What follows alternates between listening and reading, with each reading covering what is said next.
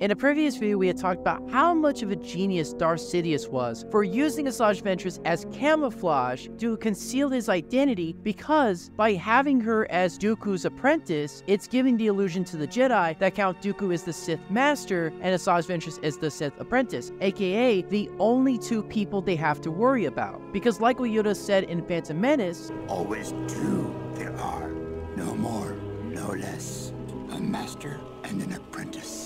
But just like how all good things must come to an end, and if what was said was true, Darth Sidious has felt that Asajj Ventress has become so powerful, he's starting to suspect that Count Dooku is training her to potentially overthrow Darth Sidious, so that Count Dooku and Asajj Ventress are the ones ruling the galaxy. I could also see and maybe argue for that maybe he's just lying because he felt that she outlived her usefulness, and there's no reason to continue the masquerade, having proven the point that Count Dooku is the only Sith Lord they need to worry about. But regardless of reason, in order to prove his loyalty, Dooku had to kill Asajj Ventress, or at least get rid of her. And very reluctantly, surprisingly, Dooku said yes. Something I really wanted to touch on was how much Dooku actually really liked Asajj Ventress. My best agent, Asajj Ventress, will infiltrate the Jedi ship and either free Gunray or silence him.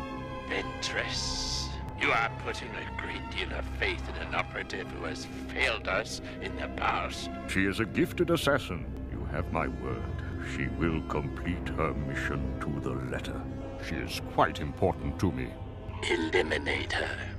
She's my most trusted— I said, eliminate her! But there was no reasoning with Darth Sidious. He wanted her gone. And unfortunately, Dooku had to give Ventress the cold shoulder after he fired her, but even still, it felt like Dooku was not pleased with Darth Sidious's orders. I mean, when he got Savage Opress as his apprentice, he didn't clear her with Darth Sidious at all. As he was talking to Savage, he did say this: I shall teach you the ways of the dark side. Soon, your powers will rival that of the great Sith Lord Darth Maul. We will be even more powerful than Lord Sidious. We shall rule the galaxy together, my apprentice. I mean, I feel like this is fair to assume that Dooku was planning on betraying Palpatine, because this is the way of the Sith. This is what Sith do. This leads me to Darth Vader. We could talk about Starkiller, aka Galameric, but as much as I love him, we're not going to talk about him. The real reason why I brought up Vader was because of Luke Skywalker. In the Kieran Gillen 2015 Darth Vader comics, after Vader had been demoted hard, like really hard, because of the destruction of the first Death Star, he was put under the command of Grand General Tag, and having potential replacements to be the Emperor's apprentice, created by Dr. Silo, who created Darth Vader's suit. Like Dooku, Vader felt betrayed by Palpatine. He thought they were partners in crime, showing favoritism back when Vader was a Jedi. So Vader realizes he's in a dog-eat-dog world. You either rise or you die. But the thing that caused Vader to do what he's about to do was finding out that Luke Skywalker, the person who blew up the Death Star and has the original lightsaber, or the second lightsaber of Anakin Skywalker, was his son. This is what motivated Vader to try and take over the galaxy, not just for himself, but to also have Luke by his side. So he backstabs the entire Empire by stealing their money and earning his spot by also killing the other replacements. They also kill each other, so that's another story. The Emperor found out what Vader was doing through Dr. Aphra, aside from getting to his son, killing members within the Empire who would expose him, but basically he was trying to create an empire within the Empire. This is what brought the Emperor's faith back in Vader, because this is what the Sith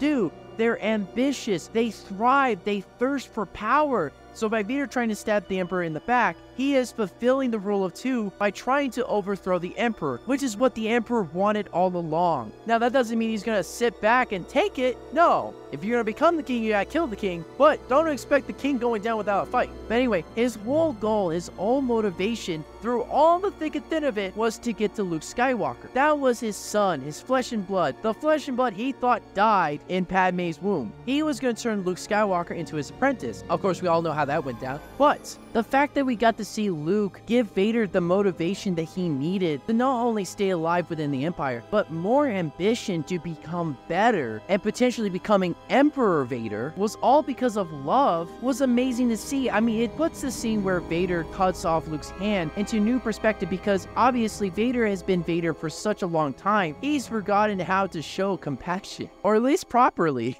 all he knows is anger and hate. Technically speaking, while this is not new to Anakin Skywalker, this is new for Darth Vader. There's a lot to unpack about what Vader was thinking, or probably was thinking, during the events of Empire Strikes Back, but I'd rather save all that for another video. But you know, I would love to see a what-if story, like what if Luke had joined Vader and became Vader's apprentice? I feel like Vader would become a better person, all while Luke becomes a worse person, and would probably kill Vader in the end. All I gotta say, it sucks being a Sith. You always gotta look back over your shoulder, waiting for the day that your apprentice might try to kill you, on top of having jaundice eyes. I don't think being a Sith is all it's cracked up to be.